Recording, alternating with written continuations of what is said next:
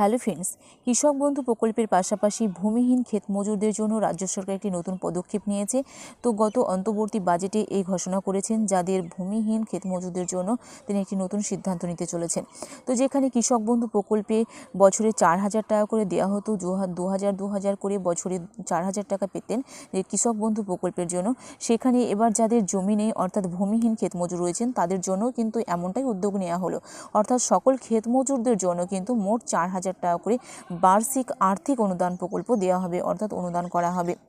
যে সকল ক্ষেত মজুরদের নিজস্ব কৃষি জমি নেই বা যারা ভাগ চাষি হিসেবে নথিভুক্ত নন তারা কৃষক বন্ধু অর্থাৎ নতুন প্রকল্প সুবিধা পান না।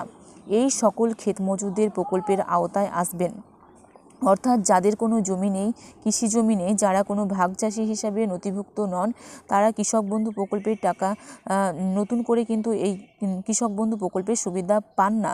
তাদেরকে এই সকল ক্ষেত মজুরদেরকে এবার কিন্তু এই কৃষক বন্ধু প্রকল্পের আওতায় আনা হচ্ছে। অর্থাৎ আপনার জমি না থাকলে বা আপনি কৃষি জমি না থাকলে বা ভূমিহীন থাকলেও কিন্তু আপনি এই কৃষক বন্ধু প্রকল্পের মতো সুযোগ সুবিধা পাবেন। রাজ্য সরকারের তরফ থেকে এবার এমনটাই নতুন উদ্যোগ নেওয়া হয়েছে।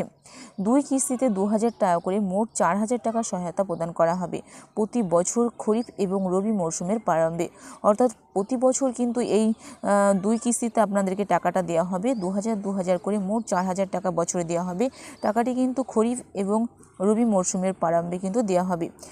15ই ফেব্রুয়ারি অর্থাৎ আজ থেকেই 26শে ফেব্রুয়ারি পর্যন্ত বিধানসভা ভিত্তিক ক্যাম্পের দ্বারা পূরণ করা হবে, দরখাস্ত গ্রহণ করা হবে।